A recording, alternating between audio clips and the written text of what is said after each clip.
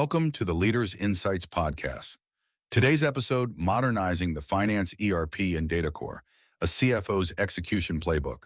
Every CFO I know has a war story about an ERP replacement, the core financial software that runs the books, that went sideways. Why do these things keep failing? Because people treat it like a technology purchase when it's really a sequencing problem. The software works fine. What breaks is the order you do things in, and the fact that nobody owns the data until it's already a mess. That sounds like a convenient excuse. The tool was great, we just used it wrong. No, it's the opposite of an excuse. It's the part you actually control. Take Revlon. They filed for bankruptcy in 2022, and the SAP implementation the year before was so botched they couldn't fulfill orders. The system wasn't cursed. They flipped the switch on everything at once and hoped. So what's the durable principle here? Strip away 2026 and the AI hype. What have the good operators already internalized? That you never modernize the close cycle and the data foundation in the same breath. The close, the monthly process of shutting the books and reporting numbers, is sacred. If you break that, the board stops trusting you in about 6 weeks. So you freeze the close, migrate the data underneath it, and only then touch the process. Give me the actual order then. Pretend I'm a CFO about to sign a 2-year contract. First move, build the data model before you buy anything. Decide what a customer is, what a cost center is, in one canonical definition.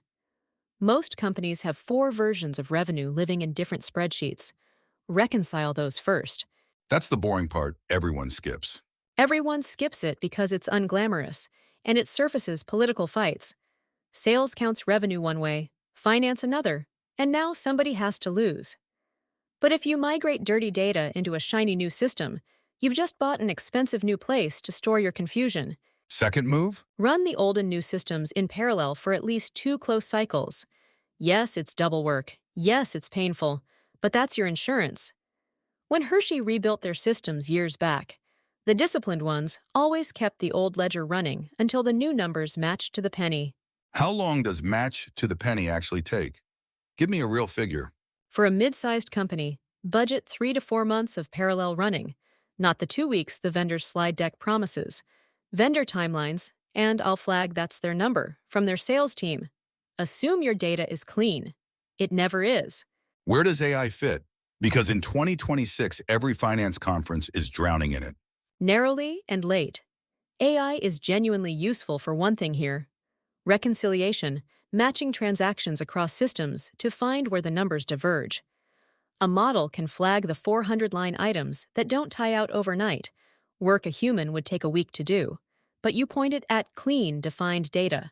Point AI at garbage, and it gives you confident garbage faster. So the machine doesn't save a bad sequence. It amplifies whatever discipline you already have. If your data governance, the rules for who owns which number and how it's defined, is an afterthought, AI just makes the afterthought louder. Let me push you. Isn't go slow, run in parallel, define your data, just a way to burn 18 months and a lot of budget? It's cheaper than the alternative. Gartner has put large ERP overrun rates north of 50% on budget, flagging that's their research. Revlon's rushed version ended in Chapter 11. Slow is expensive, wrong is fatal. Pick your poison. If a CFO listening does one thing tomorrow, what is it? Before you talk to a single vendor, get your finance team in a room and write down the one definition of revenue everyone will use. On paper. If you can't agree in that room, you are nowhere near ready to buy software, and you just saved yourself 2 years and 8 figures. One sentence, one definition. That's the whole playbook. That's the part nobody wants to hear, which is exactly why it's the part that works. That's it.